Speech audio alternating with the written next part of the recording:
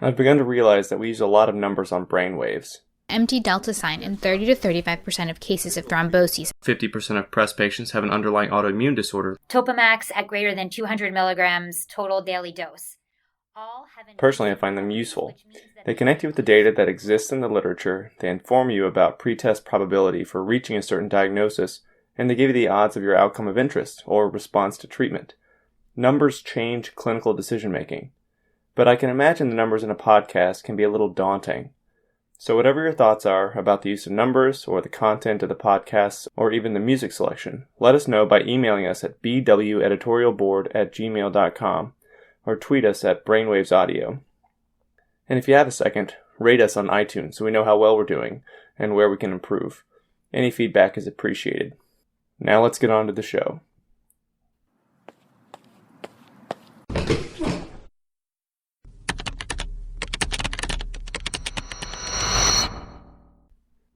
Various forms of progressive paralysis, ascending or otherwise, have been recognized for centuries.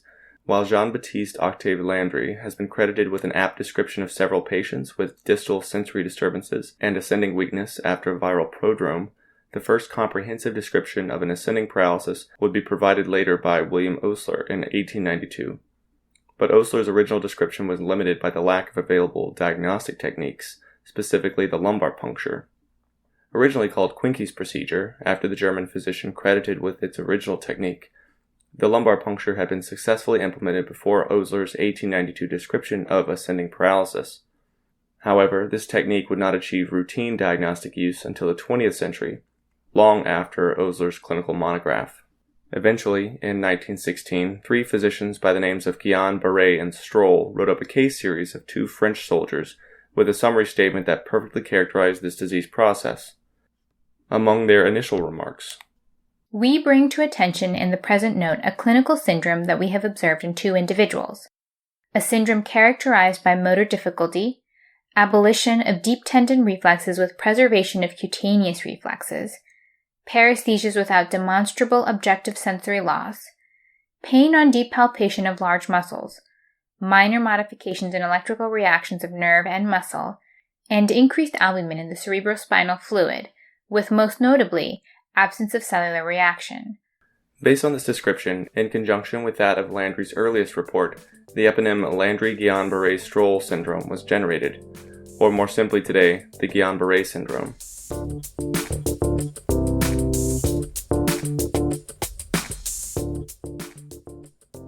Welcome back to BrainWaves, I'm Jim Siegler, and today we'll be discussing the Guillain-Barre Syndrome.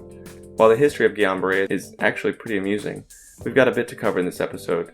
For those more interested in the historical background, in particular Guillin's contention that, quote, his disease was entirely separate from Landry's earlier report, and the fact that Guillain made no mention of Landry's 19th century description of a similar process, I recommend the 1990 review by Arthur Asbury in the Annals of Neurology, or in the 1994 perspective by Adele Afifi.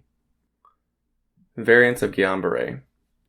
I've seen many students and physicians use the terms Guillain-Barre and acute inflammatory demyelinating polyradicular neuropathy, or AIDP, interchangeably, but this is a mistake. GBS includes a wide variety of acquired polyneuropathies, only one of which is AIDP. True, AIDP is the most common variant of Guillain-Barre in the United States, accounting for 80% of all patients with GBS. Each of the other variants beyond this one are far less common.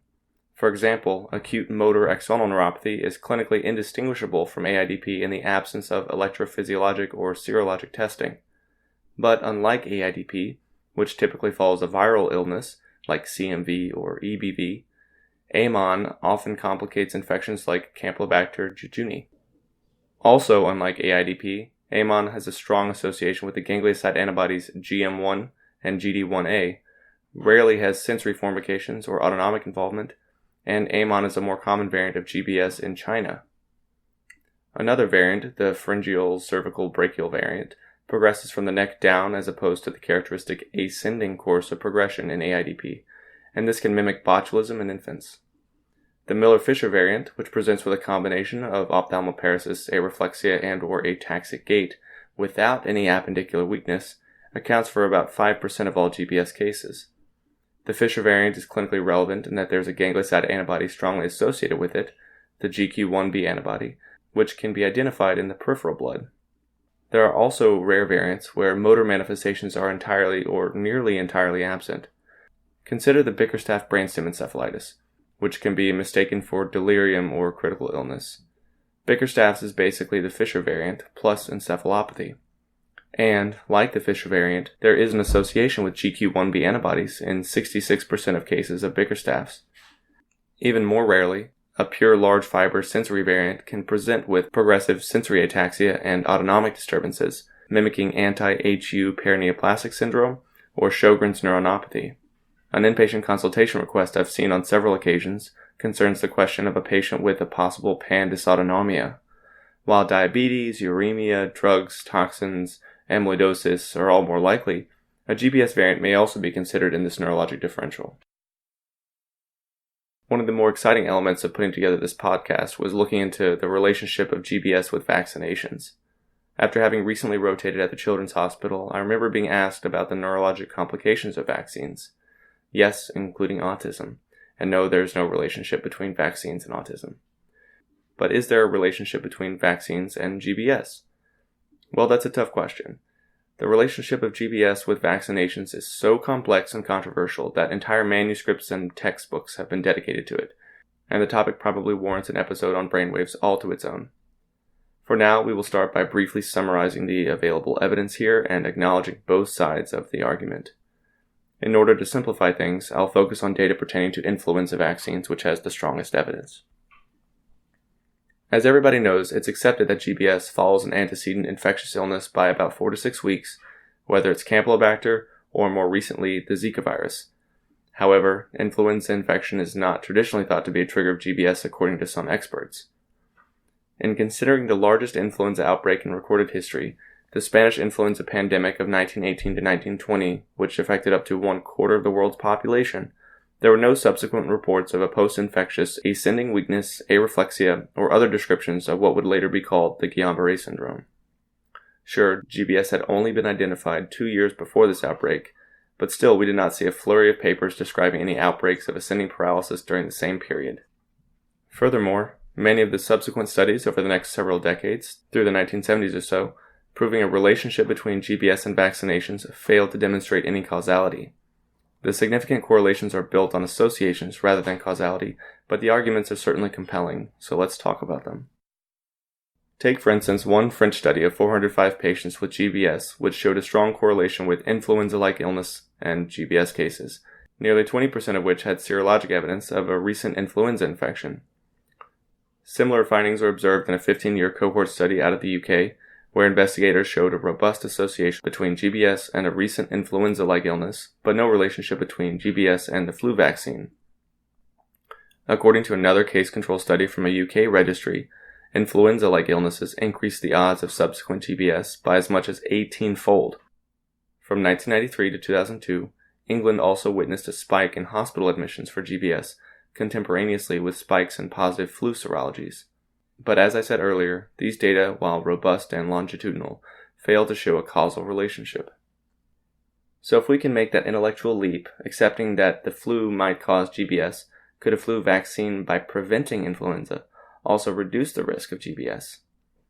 Well, it turns out there's a slight risk of GBS among patients who receive the flu vaccine compared to patients who don't get vaccinated, but it's very tiny, like 1 in a million tiny. And now this begs the question, does getting the flu vaccine prevent influenza-associated GBS? Meaning, are you more likely in a given year to develop GBS from the flu, or are you more likely to develop GBS from a flu vaccine? Well, this is a really tough question, and after a lot of research on my end, I don't think that we have enough data to make any reasonable conclusions. And certainly the incidence is so low that no prospective study has been performed, because it would lack statistical power to answer that question.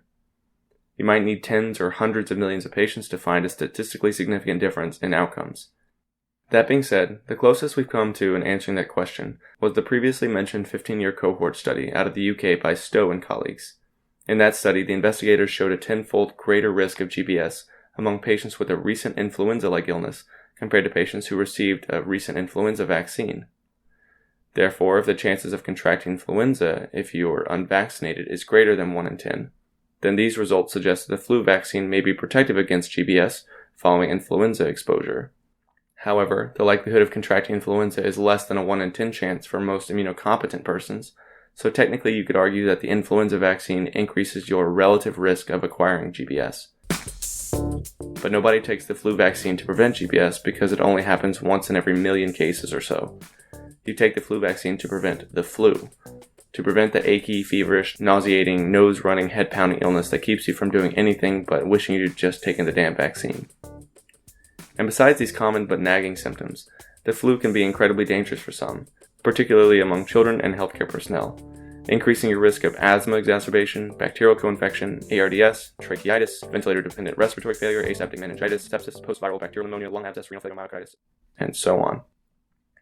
There's no question that the flu vaccine is safer for you than the flu for these people, even if there is a tiny, tiny risk of GBS that comes with it.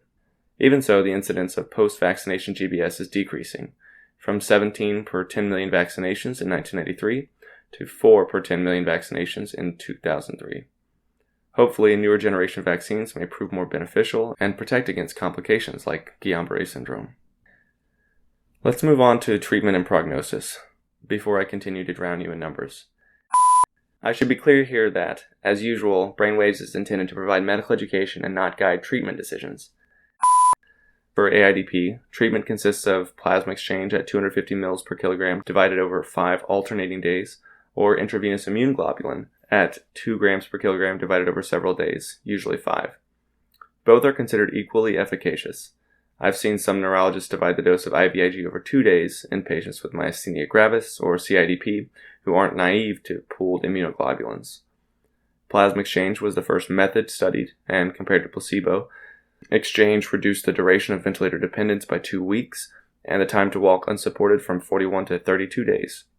The combination of these two therapies, plasma exchange and IVIG, has been systematically evaluated and was not found to be superior to either therapy alone.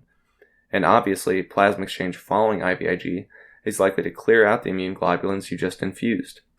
One board question you will certainly encounter is whether IVIG or plasmapheresis improves long-term outcomes or mortality in patients with Guillain-Barre. The answers are no and no. From my experience, the decision for plasmapheresis or IVIG depends on the type of patient and the risk-benefit ratio of each situation. In general, IVIG is quicker and easier to administer, but in patients with IgA deficiency, it's an absolute contraindication. You may also choose to defer IVIG in patients with a known predisposition to clotting, since older preparations may have increased the risk of venous thromboembolism. Other risks of IVIG include an aseptic meningitis, which is self-limiting, mild infusion reactions, rash, and a less than 2% risk of acute kidney injury. On the other hand, the provider might want to avoid plasma exchange in patients on active anticoagulation, since a large bore catheter is required whose replacement risks bleeding.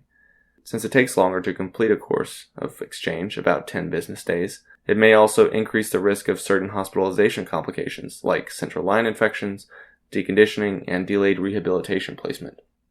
Besides immunomodulatory therapies, treatment for Guillain-Barre is largely supportive. All patients should be monitored for pulmonary function, usually with a negative inspiratory force and/or forced vital capacity, at routine intervals, and intubation should be considered in patients with a declining respiratory function. Often, because GBS symptoms may continue to deteriorate up to 4 weeks after onset, patients require monitoring during this period as they worsen or until symptoms plateau. The prevention of DVTs in non-ambulatory patients using prophylactic anticoagulation and/or compression stockings, and precautions to prevent catheter-associated urinary tract infections in those with urinary retention should be pursued. Early physical therapy and rehabilitation is strongly encouraged when possible to prevent associated deconditioning. The big question we're always left with is, who's going to get better and when? Like many diseases affecting the central nervous system, improvement can be quite delayed. And like I mentioned before, treatment with plasma exchange or IVIG can reduce the non-ambulatory time from 1.5 months to just a month. And a month is a long time to be stuck in a bed, or in a wheelchair, or using a cane. But not everyone recovers fully. As many as 1 in 20 patients may actually die from GBS complications, which include sepsis, ventilator-associated pneumonia, ARDS, or autonomic dysfunction. Among survivors, 20% remain non-ambulatory at about 6 months, and full recovery, which is more the rule than the exception, is reported to take an average of 200 days. Patients less likely to achieve these positive outcomes include those who become ventilator dependent, a complication associated with an impressive mortality rate of 1 in 5. Other poor prognostic features include a rapid symptom progression, older age, with more than 60 years being an accepted cutoff, and features suggestive of axon loss as opposed to demyelination, i.e. reduced CMAPs on the EMG, absent motor responses, and a preceding diarrheal illness suggesting Campylobacter infection, which is associated with AMON as opposed to AIDP. A GBS outcome score has also been developed called the Erasmus GBS outcome score, or EGOS, which incorporates age, preceding diarrheal illness, and a GBS disability score. There's also a modified version of this EGOS, which is utilized at some centers for prognostication. Well, I think that sums it up. Guillain-Barre syndrome, its history, the variants, the controversial connection it has to vaccinations, the treatment, and the prognosis, all on BrainWaves, continuing medical audiocation for neurologists and trainees. Be sure to rate us on iTunes if you haven't already, and if you have any ideas for future topics, something you'd like to hear more about, send them our way and we'll take a look. I'm Jim Siegler, thanks for listening.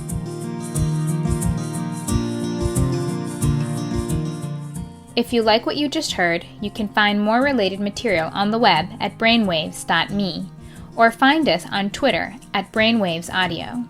Feel free to contact us at bweditorialboard@gmail.com. Be sure to check out our iTunes archive for older episodes. This episode was produced by Jim Siegler. Music by Lee Rosevear. I'm Erica Mejia. Join us next time for another edition of BrainWaves.